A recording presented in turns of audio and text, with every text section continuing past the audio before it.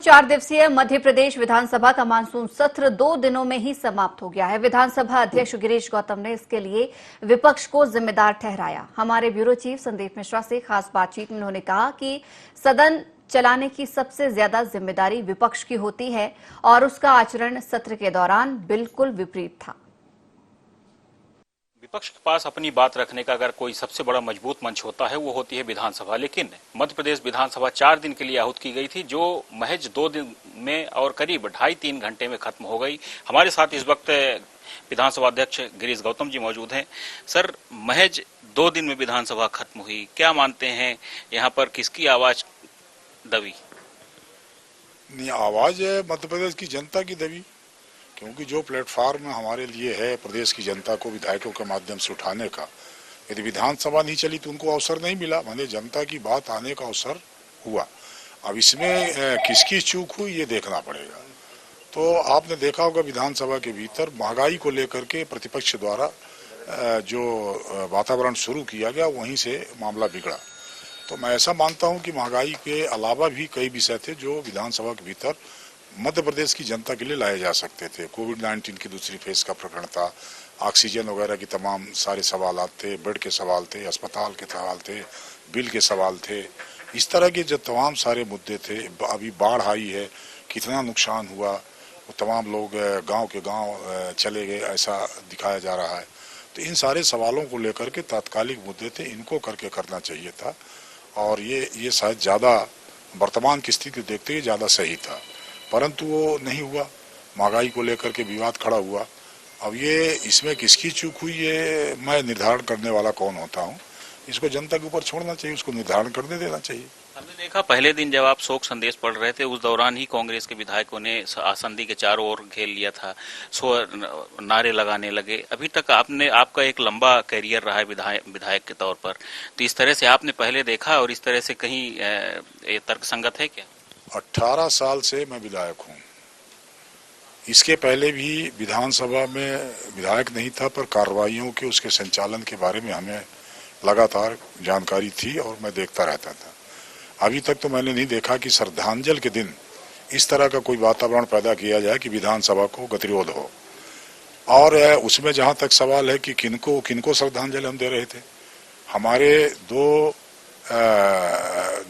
जो थे, एक आदिवासी, एक अनुसूचित जाति के विधायक थे और एक सामान्य थे, और दो विधायक उसमें कांग्रेस के थे। माननीय बृजेंद्र सिंह जी वो सामान्य के थे और कांग्रेस के थे, मंत्री थे उनके। कलावती भूरिया जी वो भी आदिवासी थी और कांग्रेस की थी।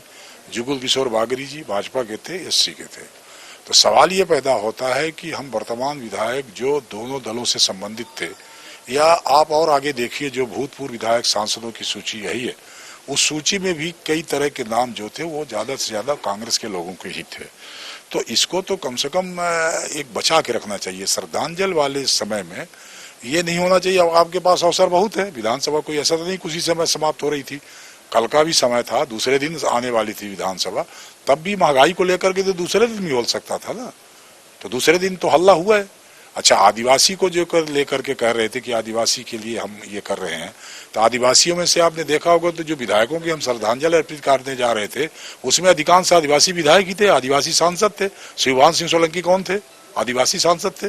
तो इस तरह से उनको ही यदि हम सवाल को लेकर के गतिरोध पैदा करते हैं तो ये शायद विधानसभा की परंपरा में, विधानसभा के इतिहास में मैंने तो कम से कम नहीं देखा इस तरह से। कई विधेयक लाए गए लेकिन वो बगैर चर्चा के ही पास हुए। अब कांग्रेस आरोप लगा रही कि बगैर चर्चा के सारे विधेयक पास कर दिए। विधेयक तो पास ही होना, चर्चा करने की जिम्मेदारी प्रतिपक्ष की, और चर्चा होनी ही चाहिए। मैं भी इस मत का हूँ।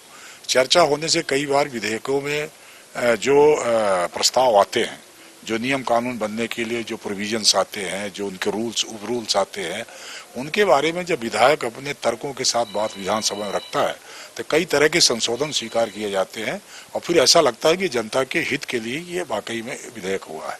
परंतु यदि उनने इस अवसर को किसी ने गंवाया है तो प्रतिपक्ष ने गंवाया है, क्योंकि विधेयक तो आना है, उसको पास ही होना है, तो ज्यादा से ज्यादा हिस्सा उनको लेना चाहिए।